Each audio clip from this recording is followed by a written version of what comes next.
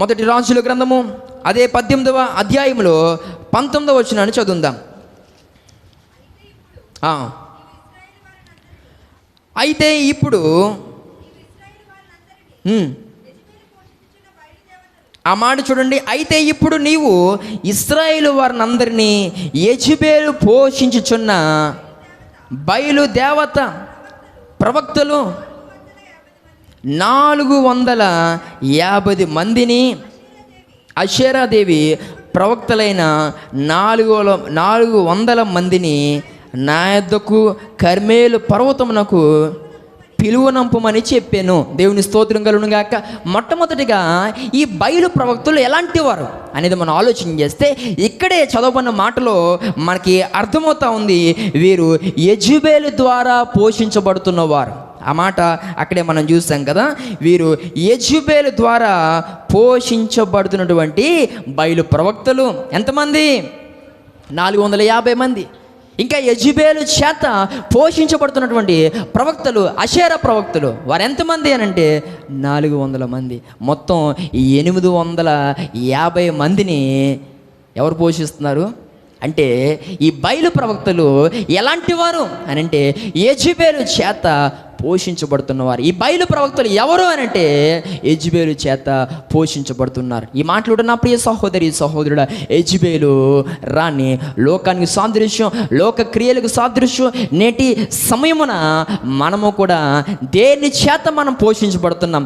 ఈ మాట కంటే ఇక్కడ నేను మరొక మాట వాడతాను. అదేంటనంటే ఇక్కడ యెజెబెలు చేత పోషించబడుతూ ఉన్నారు అని అనడం కన్నా యెజెబెలు చేత ప్రేరేపించబడుతూ ఉన్నారని అనడం చాలా ఉత్తమమని నాకు అనిపించింది. దేవుని స్తోత్రం కలుగును గాక. పోషించబడడం అనేది సరే, కానీ వారు ఎవరు చెప్పింది చేస్తున్నారు? యెజెబెలు చెప్పింది వారు చేస్తున్నారు. అంటే నేటి దినాన మనము దేని చేత ప్రేరేపించబడతా ఉన్నాము? మనము ఎవరు చేత నడిపించబడతా ఉన్నాము? మనము ఎవరు చేత పోషించబడతా ఉన్నాము? ఒకవేళ దేవుడేనండి అని అంటే దేవుని యొక్క ఉద్దేశానుసారంగా మనం ఉన్నామా? ఈ యొక్క ప్రత్యేకమైన సమయంలో మాట్లాడుతున్న ప్రియ సహోదరి సహోదరుడా, ఈ యొక్క ఏలియా అటు ఉన్నాడు ఆ కర్మేలు పర్వతం మీదకి యెజెబెలు చేత పోషించబడుతున్న వారిని అందరినీ కూడా పిలవండి అని మాట్లాడుతూ ఉన్నాడు. ఈ ప్రత్యేకమైన సమయంలో ఈ మాట్లాడుతున్న ప్రియ సహోదరి సహోదరుడా, చాలా సమయాల్లో పిల్లరా ఈ యొక్క లోకము మనల్ని అనేక విషయాలకు ఏం చేస్తుంది? ప్రేరేపిస్తూ ఉంది. ఈ లోకమున్నటువంటి అనేక క్రియలు మనల్ని ప్రేరేపిస్తూ దేవుని ద్వారా నడిపించబడకుండా మనల్ని చెడగొడుతూ మన ఆత్మీయ జీవితాలను పాడు చేస్తూ ఉన్నాయి. ఈ ప్రత్యేకమైన సమయంలో మాట్లాడుతున్న ప్రియ సహోదరి సహోదరుడా, మనముగా ఆలోచించేద్దాం. ఈరోజు ఏది నిన్ను ప్రేరేపిస్తూ ఉంది? ఏది నిన్ను నడిపిస్తూ ఉంది?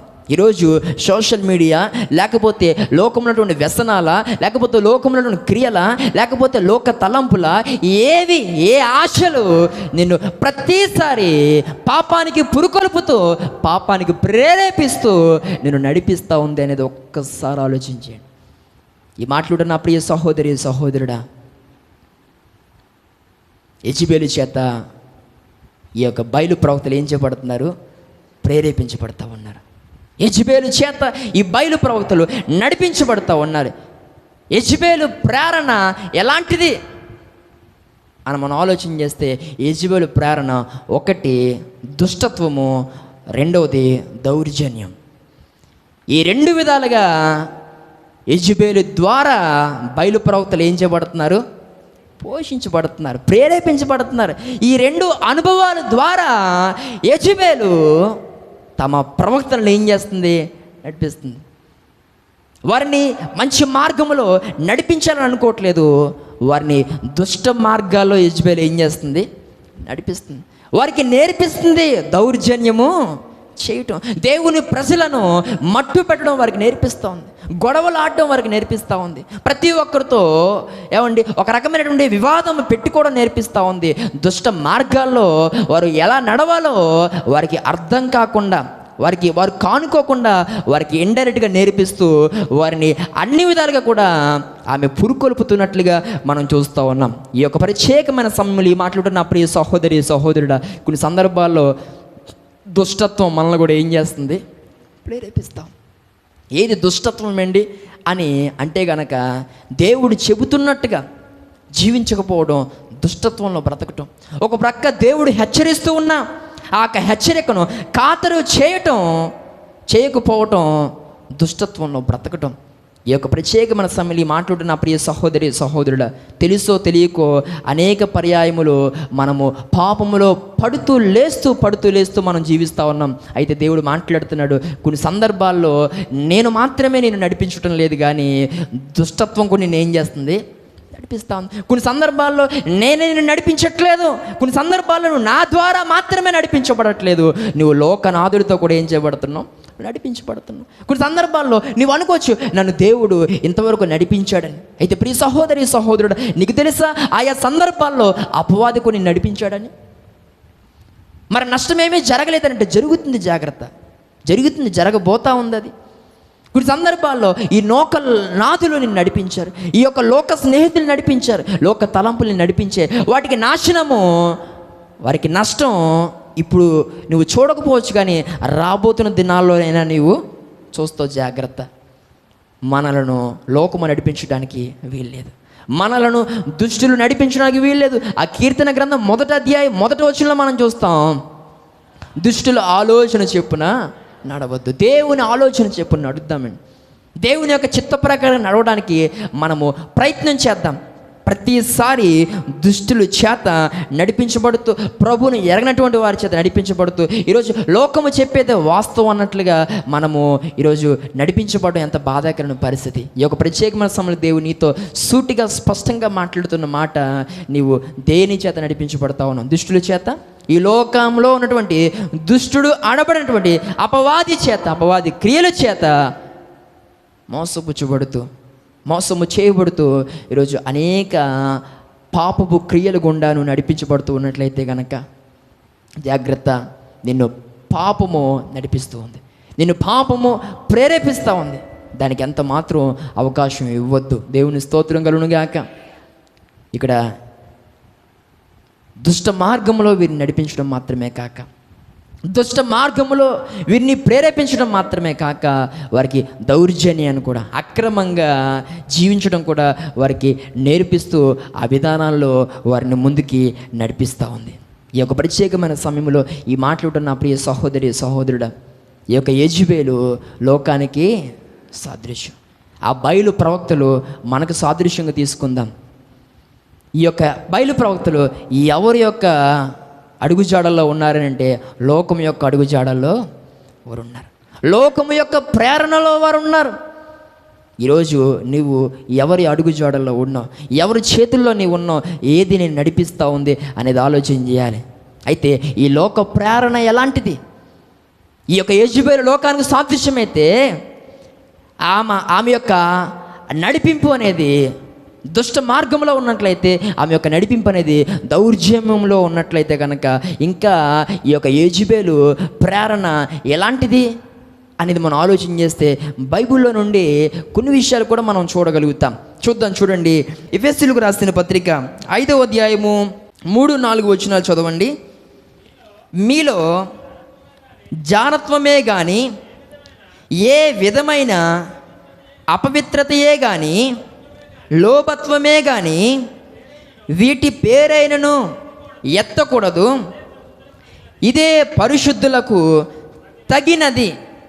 ఈ మాట చూడండి, ఇదే పరిశుద్ధులకు తగినది. 4వ వచనం, కృతజ్ఞత వచనమే మీరు చర్చింపవలెను కానీ, మీరు బూతులైనను, పోకిరి మాటలైనను, సరసోక్తులైనను ఉచ్చరింపకూడదు, ఇవి మీకు తగవు. మొదటి మాట మనం చూస్తే ఇదే పరిశుద్ధతకు తగినది, తర్వాత మాట ఇవి మీకు తగవు. ఒకటి, ఇవి మీకు తగినవి, పరిశుద్ధత మీకు తగినది. తర్వాత మాటలు మాట్లాడుతూ పౌలు అంటూ ఉన్నాడు, ఇవి మీకు తగవు. కొన్ని సందర్భాల్లో ఏవి మీకు తగవు అని పరిశుద్ధాత్మ దేవుడు మాట్లాడుతున్నాడు, అపవాది వాటిని ముందుకు తీసుకొచ్చి వాటిలో నిన్ను నడిపించే ప్రయత్నము చేస్తాడు. జాగ్రత్త. వాటిలో నీవు నడిచి వెళ్ళే విధంగా చేస్తాడు. అంటే దేవుడు ఏవి నీకు తగవు అని చెప్తా ఉన్నాడు, దేవుడు నిన్ను ఏ మార్గంలో నడవద్దు అని చెప్తా ఉన్నాడు, దేవుడు ఏది నీకు క్షేమకరం కాదు అని చెబుతా ఉన్నాడు. కొన్ని సందర్భాల్లో అపవాది అవే మార్గాల్ని ముందుకు తీసుకొచ్చి నిన్ను ఆ మార్గాలు నడిపించడానికి నిన్ను బహుగా ప్రేరేపిస్తాడు. నిన్ను అతిగా మోటివేట్ చేస్తూ ఏదో ఒక పనిలో నిన్ను దింపి ఇంకా అక్కడి నుంచి నిన్ను మరింత పాపపు లోతుకు తీసుకువెళ్ళే ప్రయత్నం అపవాది చేస్తూ ఉంటాడు. పిల్లరా, ఇది యెజబెలు యొక్క ప్రేరణ. అంటే ఆమె లోకానికి సాదృశ్యం కనుక కొన్ని సందర్భాల్లో లోకము నిన్ను ఈ విధంగా ప్రేరేపిస్తుంది. ఆ సమయంలో పిల్లరా ఎంత మాత్రం మనం అవకాశం ఇవ్వకూడదు. మీలో జారత్వం ఉండడానికి వీల్లేదు, మీలో అపవిత్రత ఉండడానికి వీల్లేదు, మీలో లోభత్వం ఉండడానికి వీల్లేదు. వీటి చేత మీరు ప్రేరేపించబడడానికి వీల్లేదు. మీరు దేని చేత ప్రేరేపించబడాలి అంటే మీరు పరిశుద్ధాత్మ ద్వారా మీరు ప్రేరేపించబడాలి. ఆ పరిశుద్ధాత్మ అనేది మనలో ఉండాలి అని అంటే మనము పరిశుద్ధంగా జీవించడానికి మనము ఇష్టపడాలి. దేవుని స్తోత్రం కలుగును గాక. ఆ పరిశుద్ధాత్మ మనల్ని నడిపించాలి అని అంటే పరిశుద్ధాత్మకు మన హృదయంలో అవకాశాన్ని ఇవ్వాలి. ఆ పరిశుద్ధాత్మ దేవుడు ఎప్పుడు మనలోనికి వస్తారు అని అంటే మనము అపవిత్రతను మనం తీసివేసుకుని, పాపాన్ని మన హృదయంలో తీసివేసుకుని, అపవిత్రత మన హృదయంలో తావు లేకుండా మనము జీవించగలుగుతున్నప్పుడు మనము దేవుని యొక్క ఆత్మను అనగా ఆ పరిశుద్ధాత్మ మనం పొందుకుంటాం. ఆనాటి నుండి మనము అపవాది ప్రేరణకు చిక్కకుండా ఆ దేవుని ప్రేరణ ద్వారానే మనం నడిపించబడడానికి దేవుడు కృప చూపుతారు. దేవుని స్తోత్రం కలుగును గాక. ఈ యొక్క ప్రత్యేకమైన సమయంలో ఈ మాట్లాడుతున్న ప్రియ సహోదరి సహోదరుడు, దుష్టత్వము చేత మనం నడిపించబడడానికి వీల్లేదు. అపవిత్రత చేత పాపము చేత మనం పురుకొల్పబడుతూ ఆ విధంగా మనం నడిపించబడడానికి వీలు లేదు అని దేవునికి సేవకునిగా నేను తెలియజేస్తూ ఉన్నాను.